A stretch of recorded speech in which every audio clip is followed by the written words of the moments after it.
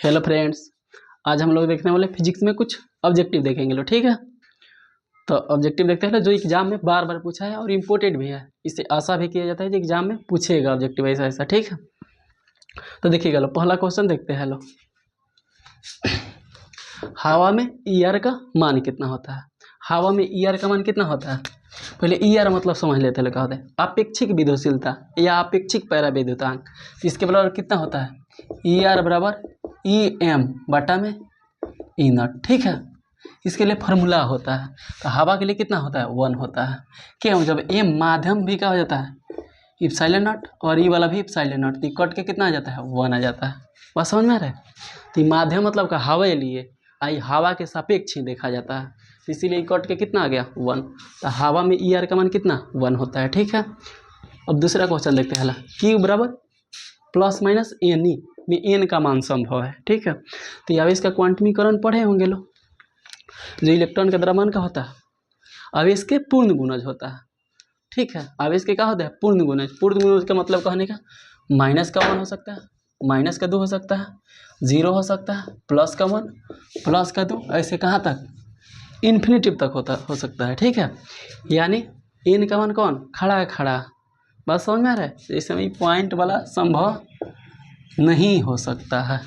मैं से 4.2 ये क्या होगा? इस संभव इसका मान नहीं है। इसे समझा रहे हैं।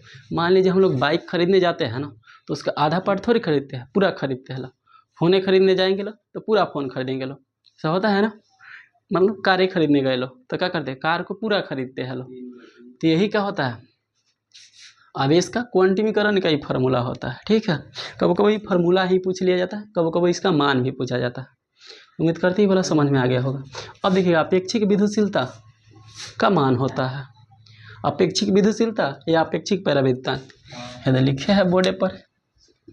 ई आर बराबर कितना?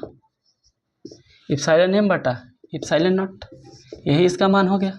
कभी कभी ये वाला ना लिखता है किसी किसी बुक में, इप्सिलॉन बटा में इप्सिलॉन नॉट। ठीक है, इसको इप्सिलॉन बोलते हैं, इसको सब इप्सिलॉन नॉट बोलते हैं। ठीक, अब देखिएगा, पानी का पैराविद्युतांक का मान होता है। यहाँ मान छूट गया, पानी का पैराविद्युतांक का मान होता है, यानी पानी का ई आर का मान होता है। ठीक है, तो इसका 81.23 होता है लगभग में। कभी कभी बोर्ड में इसका पूछ लिया जाता है इसको, तो 80 भी ऑप्शन देता है। ठीक है, 80 दे चाहे 81 दे, इसी का पानी का कितना होता है पैराविद्युतांक मान? 81 का ही है चाहे 80 का ही है। ठीक है, लगभग में होता है 80 देता है ऑब्जेक्टिव। ठीक है, अब देखिएगा 1/4πε0 का मान कितना होता है? इसका मान, तो इसका मान कितना आता है? 1/4πε0 का मान 9 गुने 10⁻9 न्यूटन मीटर स्क्वायर प्रति का कूलम्ब स्क्वायर। ठीक है, तो 1/4πε0 का मान कितना होता है? 9 गुने 10⁻9 न्यूटन इंटू है ये वाला, न्यूटन इंटू मीटर स्क्वायर प्रति का कूलम्ब स्क्वायर। ठीक है, तो इसका मान इतना होता है। समझ करते जी मतलब विश्वास करते हैं जी पांचों क्वेश्चन अच्छा से समझ में आया होगा। ठीक है, ऐसा ऐसा क्लास मेरा आते रहेगा। ठीक है, अब एक HW में दे देते हैं इप्सिलॉन नॉट का मान कितना होता है। ठीक है, कमेंट में आंसर इसका बताइएगा, इप्सिलॉन नॉट का मान कितना होता है। ठीक है, आज की क्लास इतना ही रखते हैं। ठीक है।